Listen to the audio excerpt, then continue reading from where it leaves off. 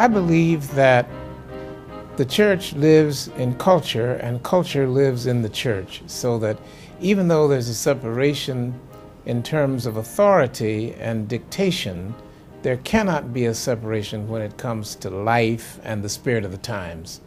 So the spirit of the times that produced the Progressive National Baptist Convention was indeed a progressive spirit. All over the world there was a stir for peace. African nations were becoming free. Poor people, they were sustaining themselves. They found employment. They found a way to turn wages into capital and capital into businesses. You had a tremendous job formation, education, attaining movement going on in this country. That was the age in which old dogmas and doctrines were being challenged, and they were being changed on the basis of justice, on the basis of the creeds that all Americans ascribed to, but they were not practicing. That's what happened with Progressive Convention. It was very unfortunate that in the older conventions, they were working on a paradigm from a begotten age of subjugation, silence, go along to get along, keep your mouth shut, stay out of trouble type of stuff. And here we come along and we said, no, it's a new day. There's freedom in Africa, there's freedom in Asia, there's going to be freedom in our churches.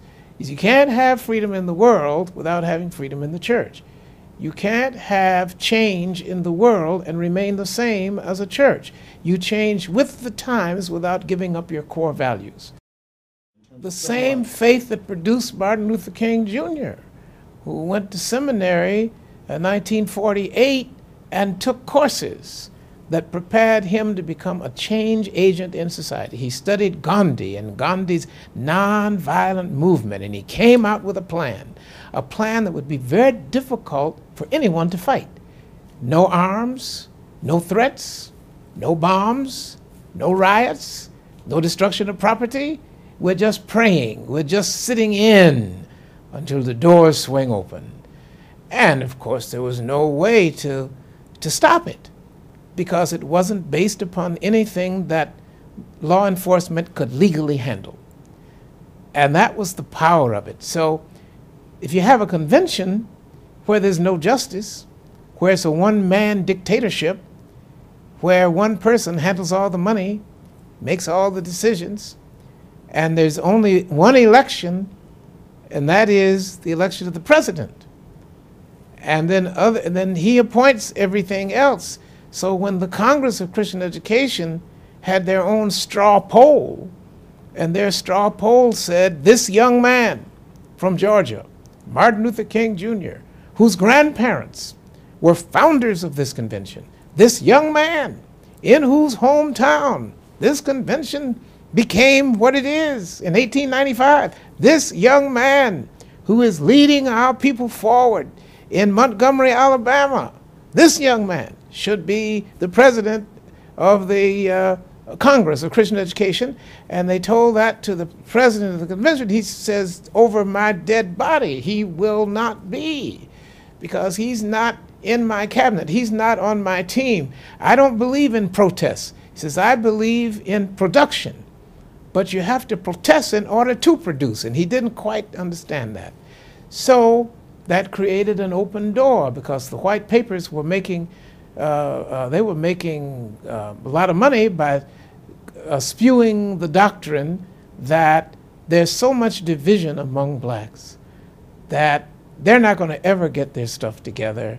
They don't really want what Martin Luther King Jr. Look what happened in this big multi-million-dollar convention. He got kicked out by the president, and nobody has picked him up. He has no support among his own people, and that's when we stood up around this country and said, yes, he does. We are with him, we are for him, and we will create a denominational home for him. And that is exactly what happened.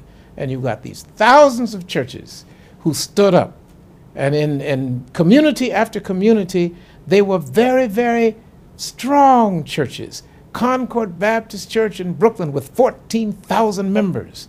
It was a mega church before the mega church movement. Bethany Baptist Church in Brooklyn, New York, with Dr. W.A. Jones. Strong church, thousands of ministers. Progressive Baptist. Second Baptist Church in Los Angeles, the largest church west of the Mississippi. Progressive National Baptist Convention. Second Baptist Church in Detroit, Michigan, the first black church in the state of Michigan. Progressive Baptist. It was formed in 1843. This kind of thing, this movement, this mushrooming, Shiloh Baptist Church in Washington, D.C., back in the 1900s, owned more property than any church in Washington. Then with the Metropolitan Baptist Church, Hartford Baptist Church in Detroit, whose leader was a fighter for justice.